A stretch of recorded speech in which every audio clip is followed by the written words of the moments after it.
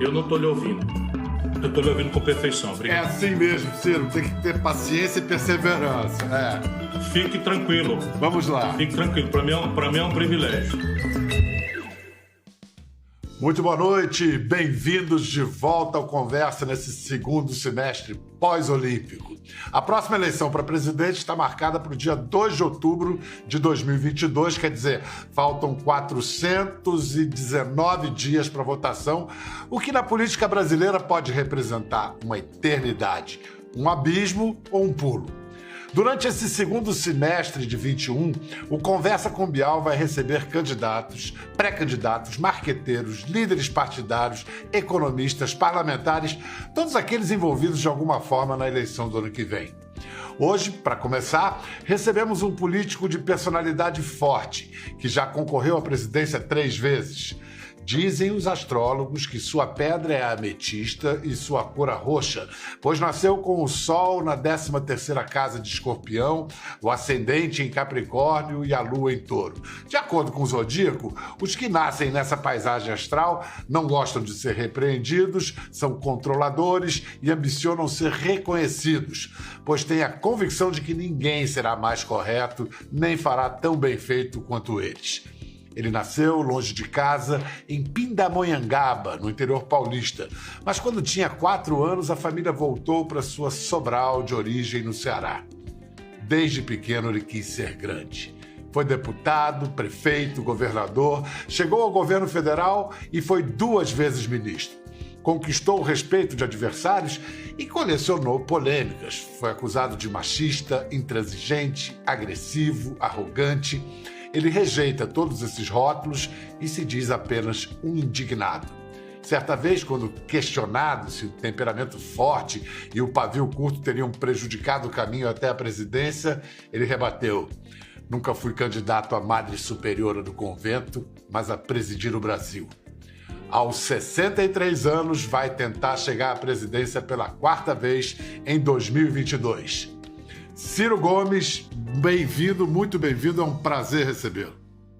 Muito obrigado, Bial. Um forte abraço a você, a todos os seus telespectadores, a imensa legião de fãs entre os quais eu me incluo. Escuta, antes de falar mais de política, até para entender por que você se sente preparado, é preparado para encarar o desafio de se tornar presidente, falar um pouco da pessoa, Ciro.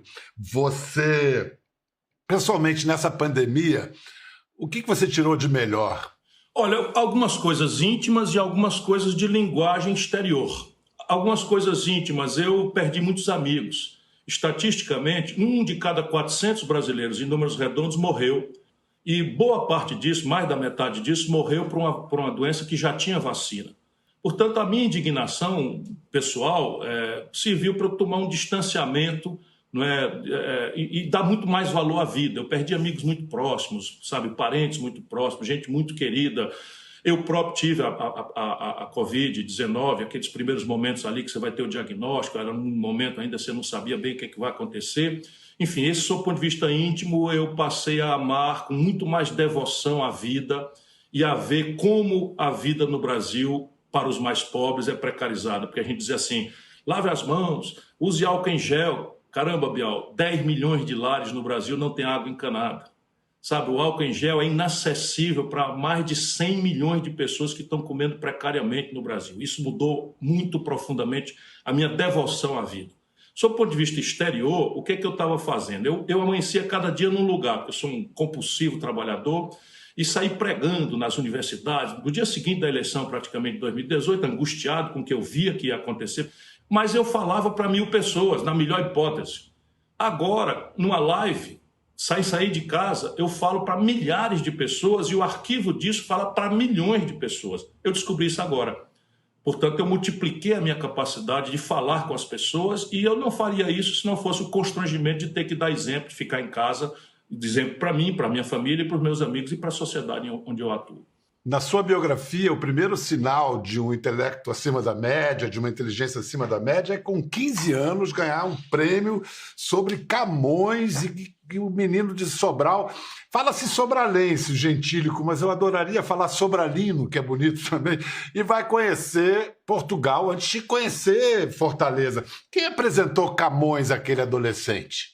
Meus pais eram 2 professores que sempre estimularam muito a leitura e depois a escola que eu tinha, e é importante que eu diga isso como um testemunho, era uma escola pública do interior do Ceará.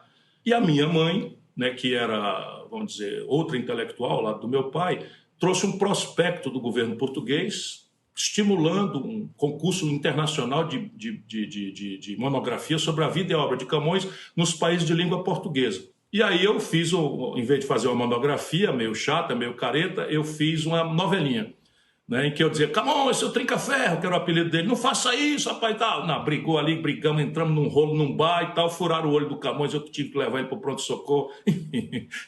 E essa monografia foi premiada, de maneira que eu saí de Sobral e conheci Portugal antes de conhecer Fortaleza. Que história ótima. Então, talvez você tenha pensado em ser poeta, mas como diz a famosa frase do Glauber Rocha no filme Terra em Transe, a poesia e a política são demais para um só homem, né? Você teve que escolher. Eu tive que escolher. É muito esse apego ao verbo. Então, na queixa, por um lado, na elite, é que eu sou extremamente verborrágico, assim, agressivo, e no povo é que eu sou meio inacessível pela a forma com que eu trato determinados assuntos, sem as simplificações superficiais. E agora você tem o reforço do João Santana, um marqueteiro conceituadíssimo no Brasil e no mundo. E um dos seus primeiros vídeos, inclusive, eu falei há pouco no Glauber Rocha, foi em Canudos, né, no Monte Santo, uma célebre locação do Deus e o Diabo na Terra do Sol. Nessa peça você entra na igreja, se ajoelha, faz o sinal da cruz, fala de fé, o que parece ser uma novidade na sua carreira. Foi do João Santana essa ideia de resgatar o estudante de 18 anos que morava no convento? O João Santana é uma figura absolutamente extraordinária, né? No Brasil, a pressa reduz as pessoas, né? Então ele é um marqueteiro. O João Santana é um poeta, é um intelectual, é um brasileiro sofisticado de quem hoje sou amigo. Entretanto, a minha religiosidade, eu sempre meio que escondi, Bial. A minha religiosidade sempre eu meio que escondi, porque aqui no Ceará a gente faz um esforço de laicização muito testemunhal. Ao João coube o quê? Dizer assim: não, você tem que se mostrar quem você é. Aí eu contei para ele a minha história. Eu, garoto em Sobral, era da juventude franciscana. Venho para Fortaleza no auge não, na decadência da ditadura, mas ninguém sabia, historicamente o Geisel estava desmontando a ditadura, e eu chego na universidade associando uma valoração que eu trouxe da minha origem de militante, mas uma consciência crítica que me deu a pastoral universitária da Igreja Católica. Um bispo, um arcebispo de Fortaleza, Dom Aloysio Lochaide, que é um santo que eu conheci em vida, foi meu mentor. E o João, né, vendo isso, não, as pessoas têm direito de conhecê-lo inteiro. E aí ele tem me permitido, né, ser eu mesmo, só que agora mais visível, né, o que está me agradando, inclusive, que é libertador. Agora, o João é um nome muito associado ao PT. Você sente a vontade de trazer alguém tão associado à imagem do PT para perto de si? Completamente. O João é um extraordinário profissional, é um jornalista sem rival, com várias experiências aí, né, de jornalismo puro e simples, e o João orientou 9 campanhas presidenciais no Brasil e no mundo e ganhou 8. Né? Então é o melhor profissional. Meu partido, não teria dinheiro para pagar o valor que um estrategista político tão sofisticadamente qualificado como o João, ele está fazendo por muita afinidade. Hoje nós somos amigos, eu diria a você.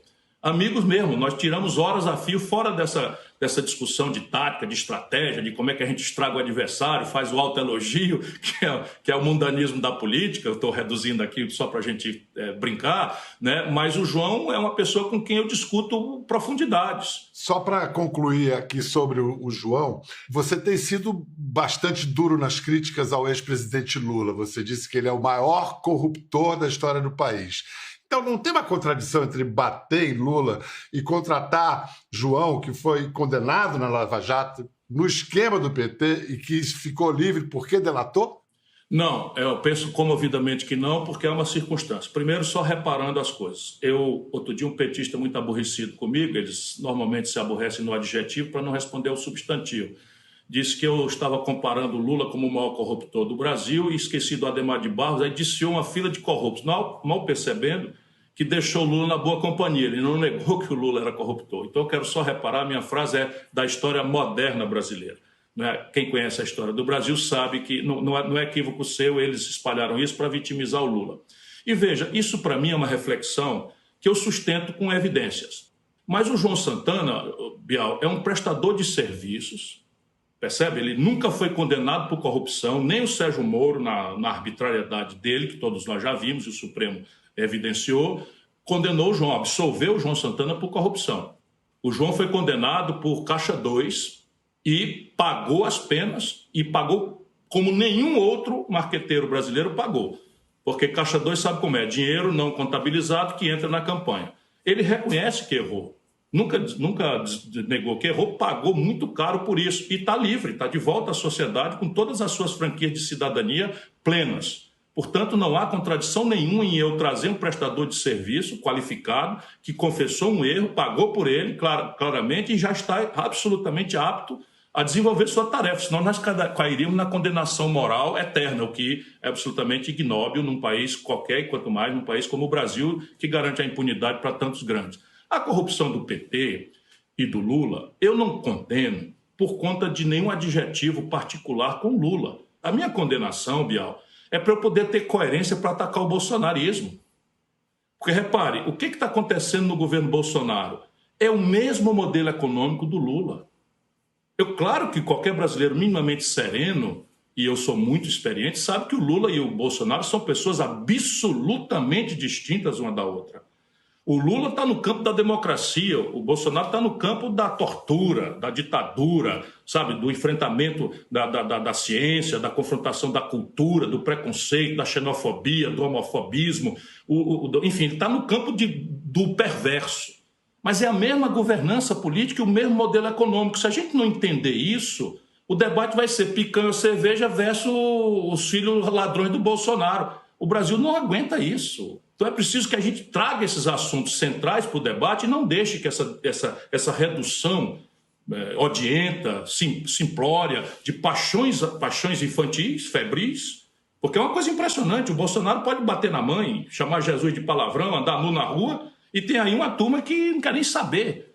Né? Assim acontece com o Lula, o petismo fanático também. Então eu gostaria muito, e vou fazer um esforço grande, da gente voltar a discutir o que interessa. Modelo econômico e modelo de governança política.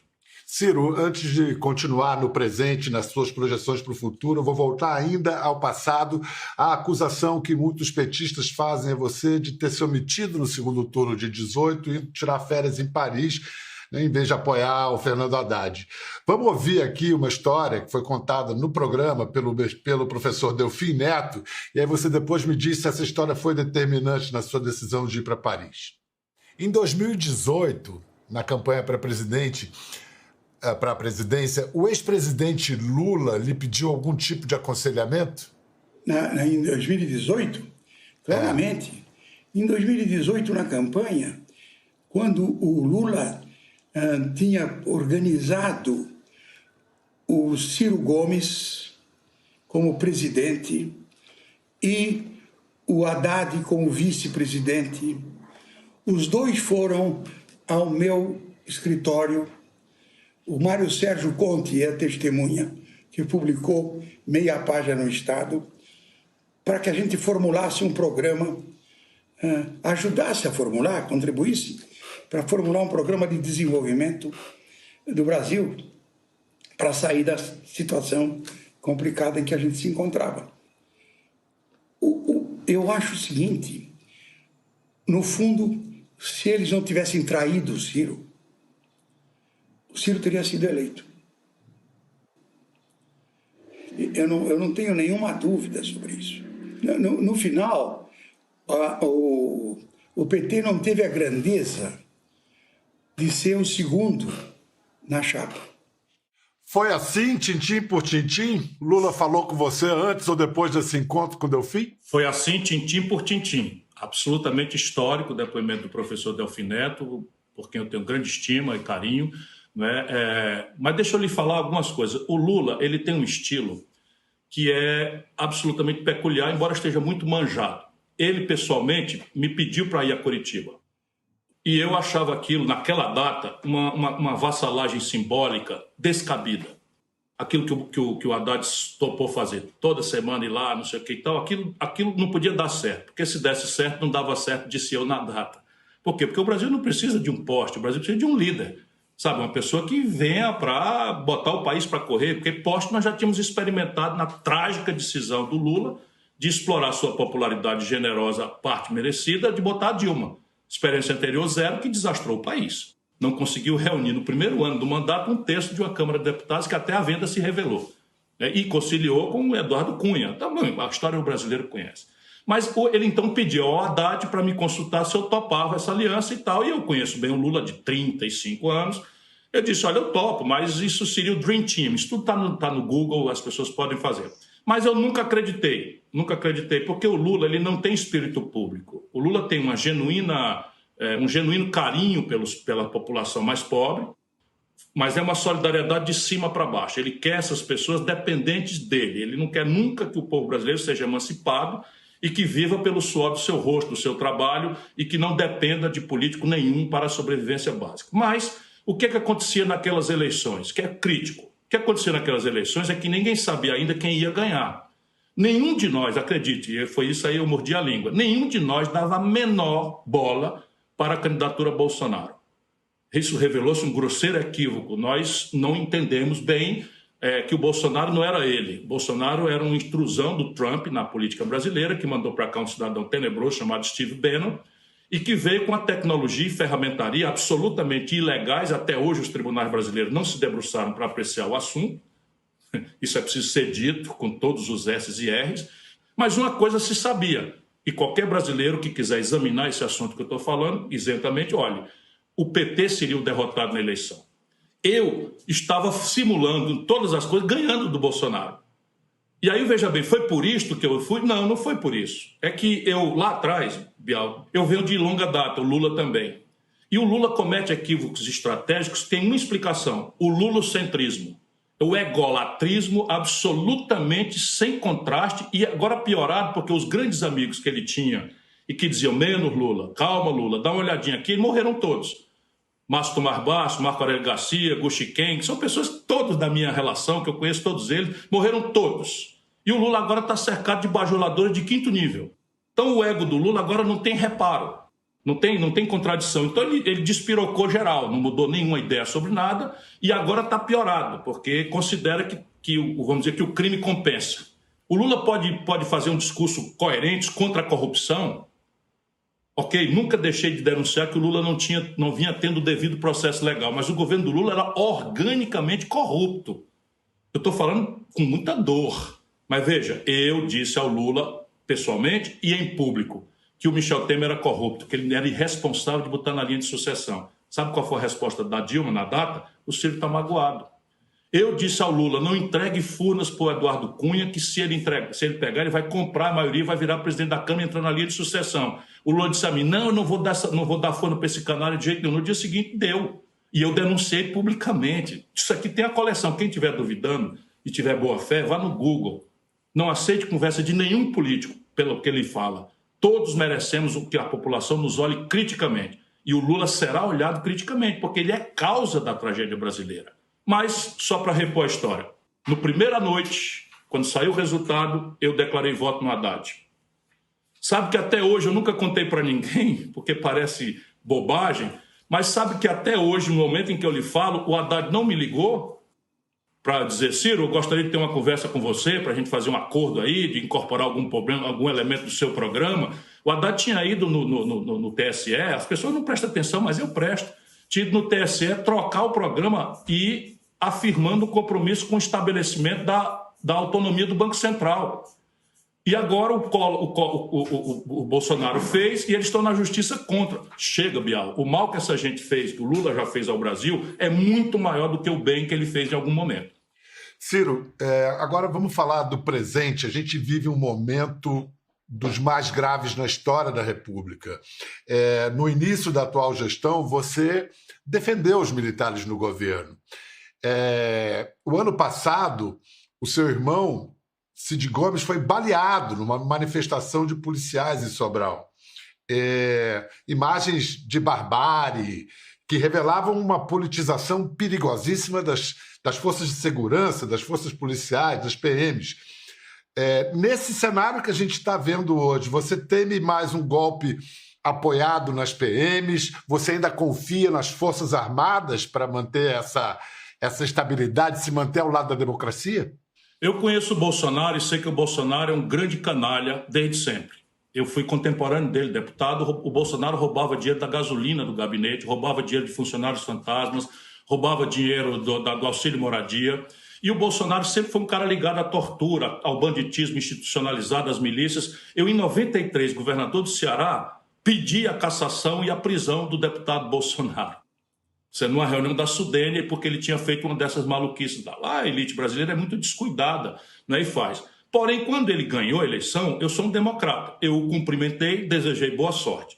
Quando eu vi o desenho do governo, eu pensei cá comigo. Tem uma turma aí que é o tecnocratismo absolutamente estúpido e inconsequente, mas eu chamei de núcleo racional do governo, que era, vamos dizer, simbolizado pelo Paulo Guedes. Eu discordo de tudo do Paulo Guedes, mas sei conversar com ele na linguagem, não é, do economês, digamos assim. É um desastre completo, não conhece o Brasil, mas, né, eu achava que esse núcleo aí tinha alguma racionalidade com quem a gente podia dialogar. Depois eu achava que os militares seriam uma espécie de poder moderador que eles se atribuem. Então, veja bem, eu disse isso. E por quê? Porque eu tinha visto ali um terceiro que eu chamei de Praça da Alegria, que era um negócio de doido. Você vê Weintraub, Damares, e sabe, um negócio de doido ali, você vê essas, para quem como eu conhece esses atores todos. Cara, eu mordi a língua. A racionalidade do Paulo Guedes virou um patrimonialismo sem precedentes. E mais mordi e feri feio a língua foi que, em vez de os militares moderarem o Bolsonaro subornou essa cúpula militar que está perigosamente sendo transformada num partido político miliciano. Esse negócio agora é o que nós temos para enfrentar. O Bolsonaro apropriou a cúpula, uma parte da cúpula das Forças Armadas.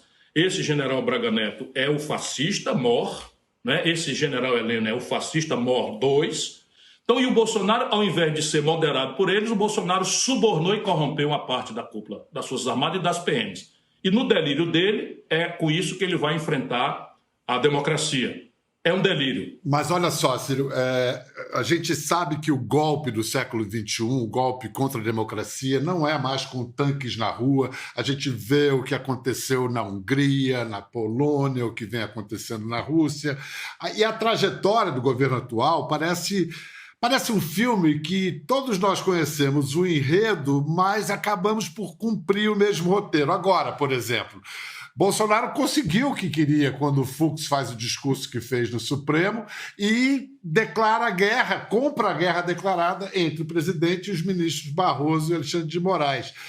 Que chances nós temos ainda de evitar uma crise institucional completa, terminal? Olha, é isto que nós temos que olhar. O que é que nós estamos vendo na realidade brasileira? 40 milhões de pessoas com trabalho precarizado, o salário mínimo com o menor poder de compra dos últimos 16 anos, a inflação do atacado com 35% ao ano, que é a inflação do aluguel, das tarifas públicas, rebatendo na energia.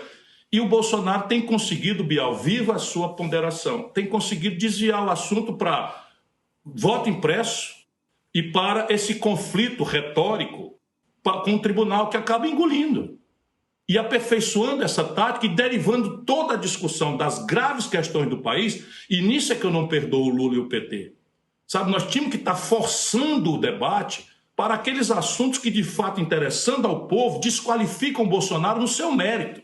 E não deixar o Bolsonaro excitar a minoria de fanáticos que o seguem cegamente, né, como está fazendo. E, nesse sentido, os tribunais, eu acho que é importante a reação do ministro Fux, mas os tribunais precisam parar de fazer política e fazer a lei cumprir.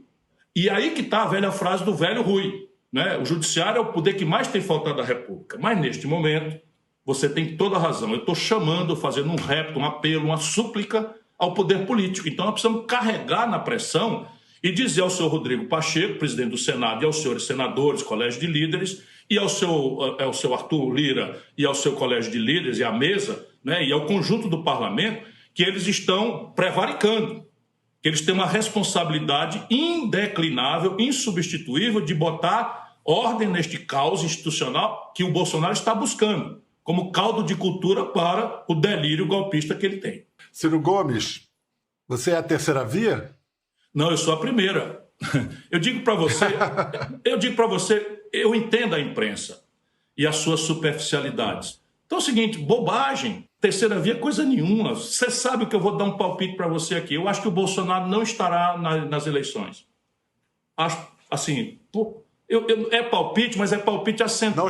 Não estará no segundo turno ou nem estará nas eleições? Eu acredito que ele não estará nas eleições. E em estando, provavelmente não estará no segundo turno. É palpite, é puro palpite, mas é assentado no conhecimento da história do Brasil. Do presidente Juscelino para cá, só 3 presidentes terminaram o mandato. Eleitos, né? 3 presidentes.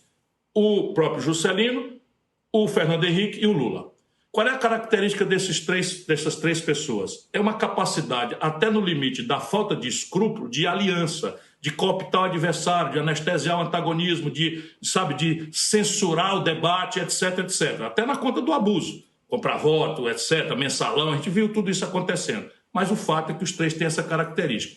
Qual é a característica do Bolsonaro? Se tiver uma casca de banana na calçada do lado oposto da rua que ele está andando, ele atravessa a rua e vai pisar lá na casca de banana. É um provocador, é um criador de casa, é um burro, é um mau. O Bolsonaro é mau, ele é perverso. O cara simulou uma pessoa com asfixia, sem fôlego, numa live. Então veja, por que eu brinco dizendo que eu sou a primeira via?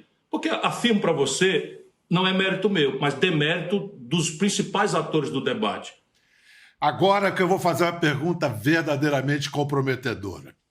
É verdade que você já fez backing vocal e percussão em shows do Fagner pelo interior do Nordeste? Segura a resposta para depois de um rápido intervalo a gente volta em instantes.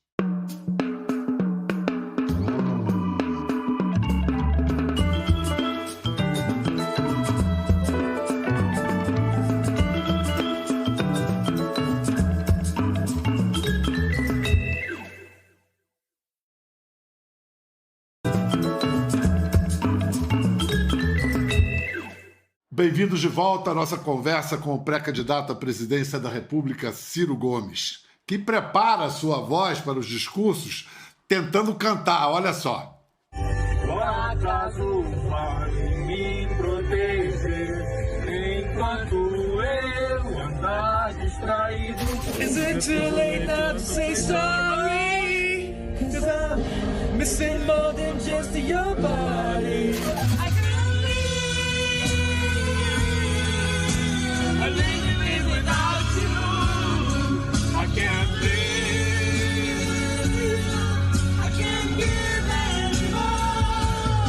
Vão acabar com isso. Não sou nenhum pai João. Quem trouxe você foi eu. Não vou passar papel de louca. Só não haver bate-boca dentro do salão. Eu quero a sua autocrítica agora, Ciro. Olha, eu amo a música, adoro a música, e veja que audácia, eu estou cantando aí ao lado da grande, extraordinária, sem igual, Alcione, a Marrom, o amor da minha vida. Ela te olha assim de um jeito. Não assassine a música, Ciro Gomes. Veja, é isso, eu gosto, não é? E às vezes esse negócio de celular, a turma está gravando. No caso, eu também nem escondo, não, porque, enfim. Isso é João Santana. João Santana, rapaz, deixa as pessoas conhecerem esse lado aí e tal, tá tudo bem. Assim, não é nenhum cometimento, né, de nenhuma heresia. Mas a sua pergunta é mais grave ainda. Foi do Fagner.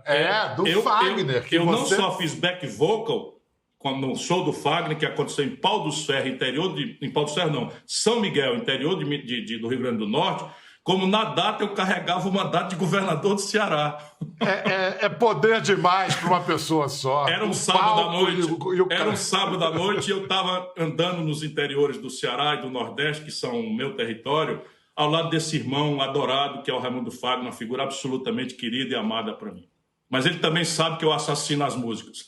O Fagner reza a lenda que você gosta dele cantando Guerreiro Menino, do Gonzaguinha. Você lembra da música para dar uma palhinha pra gente de Guerreiro Menino?